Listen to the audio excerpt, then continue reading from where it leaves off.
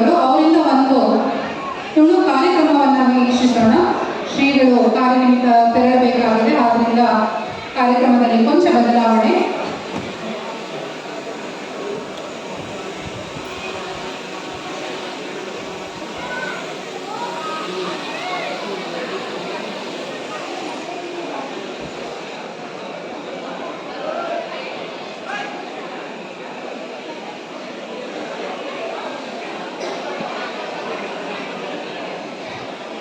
हरि ओम. जय श्री कृष्ण, जय श्री राम.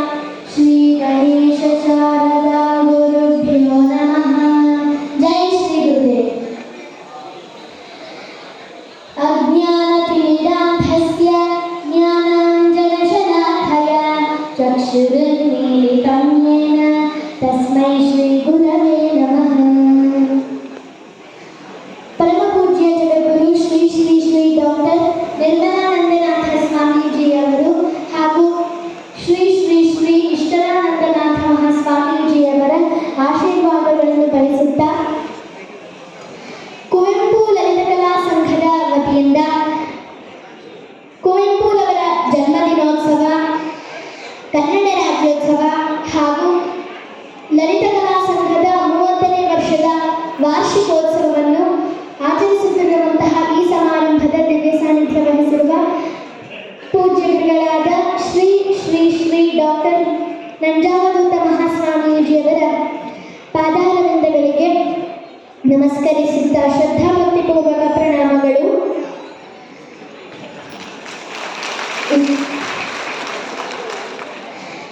ಹಾಗೂ ಗುರುಗಳ ಸಾನ್ನಿಧ್ಯದಲ್ಲಿ ಉಪಸ್ಥಿತರಿರುವಂತಹ ಗಣ್ಯಮಾನ್ಯರು, ಗುರು ಹಿರಿಯರು, ಸಂಘದ ಅಧ್ಯಕ್ಷರು ಹಾಗೂ ಎಲ್ಲ ಕಾರ್ಯಕಾರಿ ಸಮಿತಿಯ ಎಲ್ಲ ಸದಸ್ಯರಿಗೂ YWBC ಮಾಡುವ ಪ್ರೀತಿಪೂರ್ವಕ ನಮಸ್ಕಾರಗಳು. ಇದೀಗ ನಾನು ಭಗಿನಿ ತಿಳಿಸಿರ್ತಕ್ಕಂತಹದ್ದೇ, ನಾನು 5 ವರ್ಷವಿದ್ದಾಗಲೇ ಶ್ರೀಮದ್ ಭಗವದ್ಗೀತೆಯ 18 ಅಧ್ಯಾಯಗಳ 700 ಶ್ಲೋಕಗಳು ಕಂಠಸ್ಥವಾಗಿರುವ ಕಾರಣ ಇದೀಗ ನಾನು ಅದರಲ್ಲಿ ಒಂದು ಅಧ್ಯಾಯದ ಕೆಲವು ಶ್ಲೋಕಗಳನ್ನು ಪಠಿಸುತ್ತೇನೆ.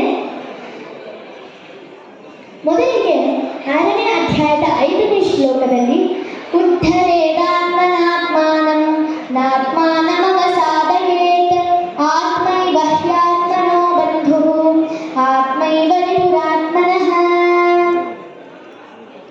ಎಂದಿದೆ. ಈ ಶ್ಲೋಕದ ಅರ್ಥ ಅಂದರೆ ಭಗವಾನ್ ಶ್ರೀಕೃಷ್ಣ ಪರಮಾತ್ಮರು ಇಲ್ಲಿ ಹೇಳುತ್ತಾರೆ, ಒಬ್ಬ ಮನುಷ್ಯನು ತನ್ನ ಮನಸ್ಸಿನ ಸಹಾಯದಿಂದ ತನ್ನನ್ನು ತಾನು ಉದ್ಧಾರ ಮಾಡಿಕೊಳ್ಳಬೇಕು, ತನ್ನನ್ನು ತಾನು ಅಧೋಗತಿಗೆ ತಂದುಕೊಂಡು ಹೀನೈಸಿಕೊಳ್ಳಬಾರದು. ಎಂದರೆ ಆ ಮನುಷ್ಯನ ಒಳಿತಿಗೆ ಮತ್ತು ಕೆಡುಕಿಗೆ ತಾನೇ ಕಾರಣನಾಗಿರುತ್ತಾನೆ. ಅವನ ಮನಸ್ಸೇ ಬಂಧು ಮತ್ತು ಅವನ ಮನಸ್ಸೇ ಶತ್ರು ಆಗಲು ಸಹ ಇರುತ್ತದೆ ಎಂದು ಈ ಶ್ಲೋಕದ ಅರ್ಥ. ಹಾಗಾಗಿ ನಾವು ನಮ್ಮ ನಿತ್ಯ ಜೀವನದಲ್ಲಿ ಯಾವಾಗಲೂ ಒಳ್ಳೆಯ ಸತ್ಕಾರ್ಯಗಳನ್ನು ಮಾಡಬೇಕು. ಮನಸ್ಸು ಎಷ್ಟು ಚಂಚಲವಾದದ್ದು ಅಂದರೆ ಅದು ಕೆಟ್ಟ ಕೆಲಸಕ್ಕೂ ಸಹ ಮತ್ತು ಒಳ್ಳೆಯ ಕೆಲಸಕ್ಕೂ ಎರಡಕ್ಕೂ ಅದು ಪ್ರೇರೇಪಿಸುತ್ತಿರುತ್ತದೆ. ಆದ್ದರಿಂದ ನಾವು ನಮ್ಮ ಮನಸ್ಸಿನ ಹತೋಟಿಗೆ ತಂದುಕೊಂಡು ನಾವು ಒಳ್ಳೆಯ ಸತ್ಕಾರ್ಯಗಳನ್ನು ಮಾಡಬೇಕು. ಒಳ್ಳೆಯ ಮನಸ್ಸಿನಿಂದ ಒಳ್ಳೆಯದನ್ನು ಯೋಚಿಸುತ್ತಾ ಒಳ್ಳೆಯ ಕಾರ್ಯಗಳನ್ನು, ಒಳ್ಳೆಯ ಕೆಲಸಗಳನ್ನು ಮಾಡಬೇಕು ಎಂದು ಈ ಶ್ಲೋಕದ ಅರ್ಥವಾಗಿದೆ. ನಾನು ಇಲ್ಲಿ ಇರ್ತಕ್ಕಂತಹ ಎಲ್ಲರಿಗೂ ಒಂದು ವಿನಂತಿ, ನೀವು ಶ್ರೀಮದ್ ಭಗವದ್ಗೀತೆಯ ಪ್ರತಿಯೊಂದು ಒಂದೊಂದು ಶ್ಲೋಕಗಳನ್ನು ಪ್ರತಿಯೊಂದು ದಿವಸ ಕಲಿಯಿರಿ ಮತ್ತು ನಿಮ್ಮ ಮಕ್ಕಳಿಗೂ ಸಹ ಕಲಿಸಿರಿ ಅಂತ ನನ್ನದೊಂದು ವಿನಂತಿ. ಈ ತರಹ ಭಗವದ್ಗೀತೆಯಲ್ಲಿ ನಾನು ಹೇಳಿದ ತರಹ ಒಂದೊಂದು ಶ್ಲೋಕದಲ್ಲಿಯುವುದು ಒಂದು ಮಹತ್ವವಾದ ಅರ್ಥಗಳಿವೆ. ಆದ್ದರಿಂದ ತಾವು ಕಲಿಯಿರಿ, ಒಂದೊಂದು ದಿವಸ ಒಂದೊಂದು ಶ್ಲೋಕಗಳನ್ನು ಕಲಿಯಿರಿ ಮತ್ತು ತಮ್ಮ ಮಕ್ಕಳಿಗೂ ಸಹ ಕಲಿಸಿರಿ ಎಂದು ನನ್ನದೊಂದು ವಿನಂತಿ. ಇದೀಗ ನಾನು ಶ್ರೀಮದ್ ಭಗವದ್ಗೀತೆಯ 6ನೇ ಅಧ್ಯಾಯವನ್ನು ಹೇಳ್ತೀನಿ. 6ನೇ ಅಧ್ಯಾಯದಲ್ಲಿ ಒಟ್ಟು 47 ಶ್ಲೋಕಗಳಿವೆ. ಅದರಲ್ಲಿ ನಾನು ಕೆಲವು ಶ್ಲೋಕಗಳನ್ನು ಹೇಳ್ತೀನಿ. ಓಂ ಶ್ರೀ ಕೃಷ್ಣ ಪರಬ್ರಹ್ಮಣೇ ನಮಃ. ಅಥ ಶ್ರೀಮದ್ ಭಗವದ್ಗೀತಾ ಅಥ ಷಷ್ಠೋಧ್ಯಾಯಃ ಆತ್ಮಸಂಯಮ ಯೋಗಃ. ಶ್ರೀ ಭಗವಾನುವಾಚ ಅನಾಶ್ರಿತಃ ಕರ್ಮ ಫಲಂ ಕಾರ್ಯಂ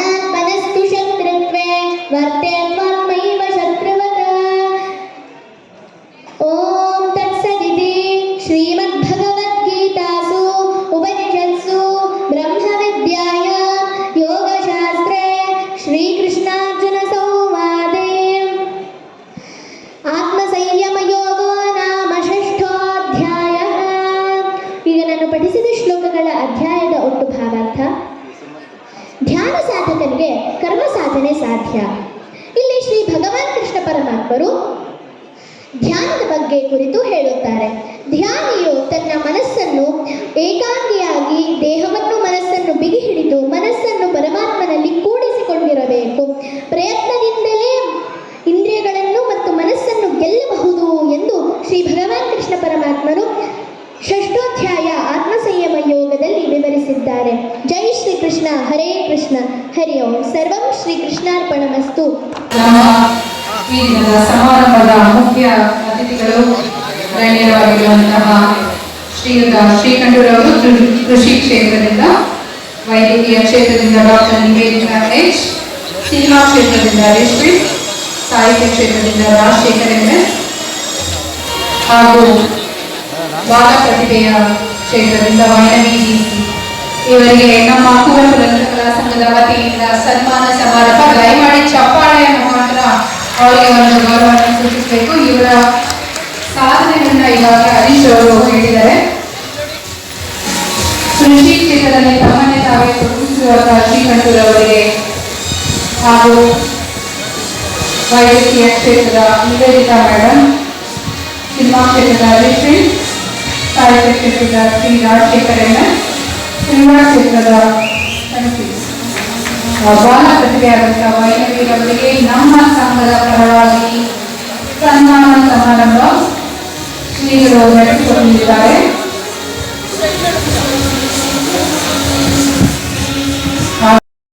ಇದಂ ನಮಃ. ಸರ್ವಂ ಶ್ರೀ ಕೃಷ್ಣಾರ್ಪಣಮಸ್ತು. ನಾಹಂ ಕರ್ತ ಹರಿಂ ಕರ್ತ. ಧನ್ಯವಾದಗಳು.